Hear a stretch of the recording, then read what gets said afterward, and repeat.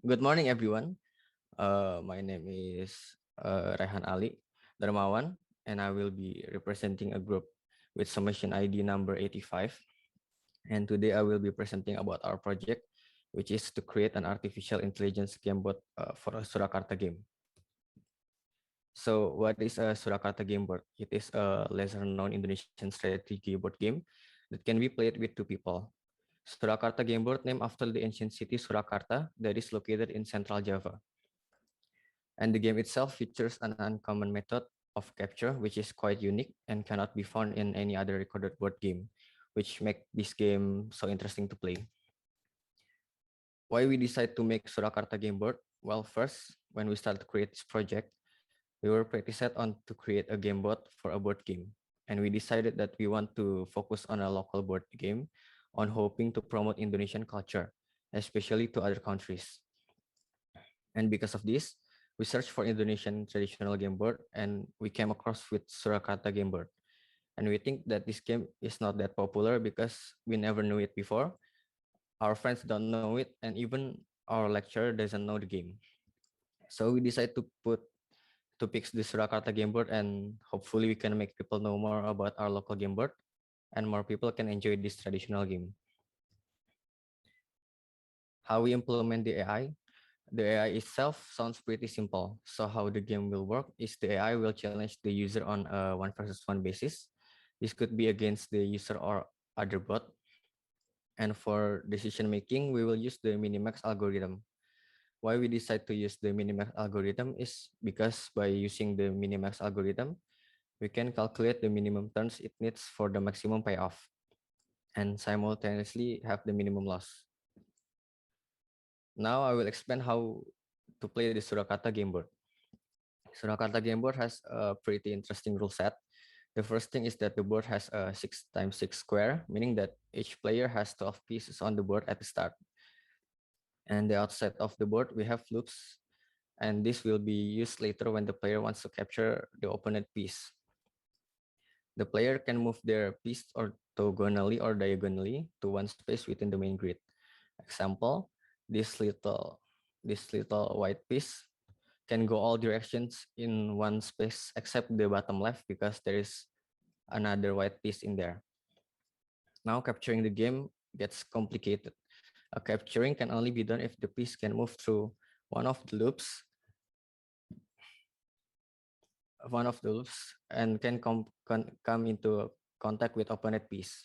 For example, we can follow this white piece, and the white piece will move into the loop here and will come in contact with the black piece. This can be done as long as there is no white piece in front of the black piece, and the white piece will end up taking the black piece and removing the black piece away. And the game will be finished if a player managed to take all of their opponent's piece. So that's how we play the Surakarta game board.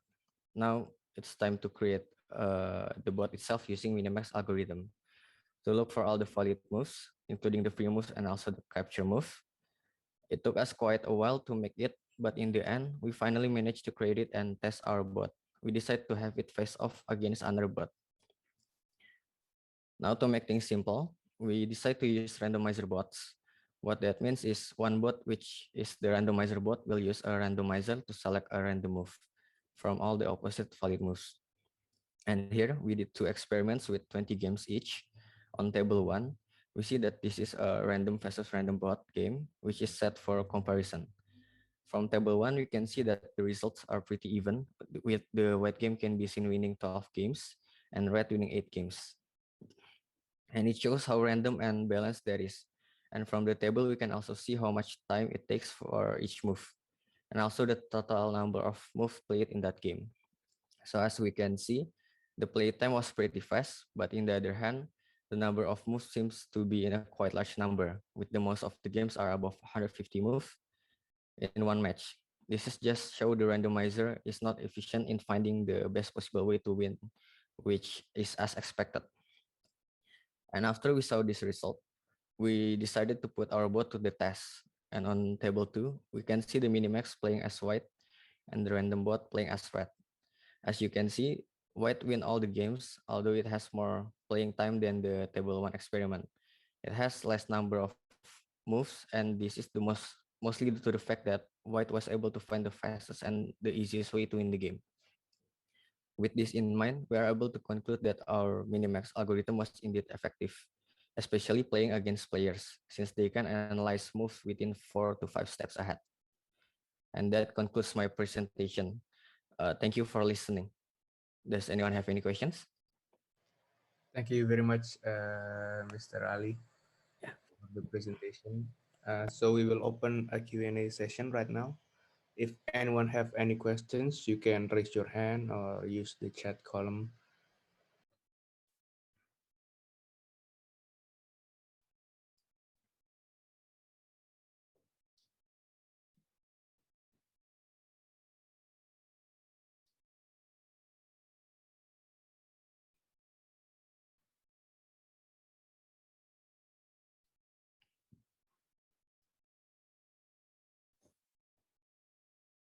So if there are no questions, please may I ask Mr. Ali, Okay.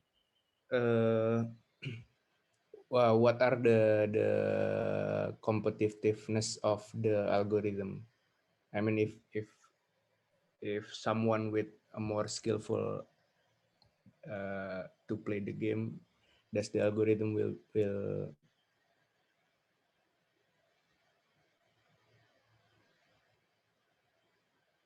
be So, better? sorry, can you repeat the question? I'm sorry. I mean, are the algorithm will adapt to the skill of the competitor? For now, we just create an algorithm, but that will always calculate the best possible move. And I think yes, if someone with the more experienced side play the game, the bot will be able to adapt with the player. Okay. And what are the challenge of doing this research for? Our challenge is our bot is quite slow, and for the future challenge, we need to create a more fast and efficient bot. Maybe you can try other algorithm and run experiments against other bot, but we don't have enough time the other day to test this out. Okay. Thank you very much for the answer, Mr. Ali. Okay, thank you. Uh, if there are any other questions, you can contact Mr. Ali directly through the chat. And now, to save time, we can go to our next presenter, Miss Tanti Octavia.